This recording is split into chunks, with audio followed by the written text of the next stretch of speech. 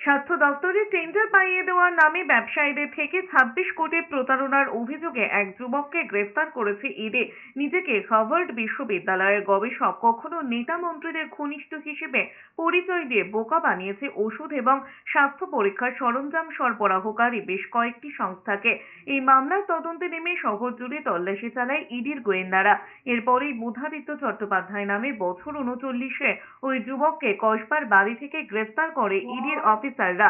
2019 থেকে বুধাদিত্য এইভাবে একের পর এক সংস্থা থেকে 26 কোটিরও বেশি টাকা লুট করে।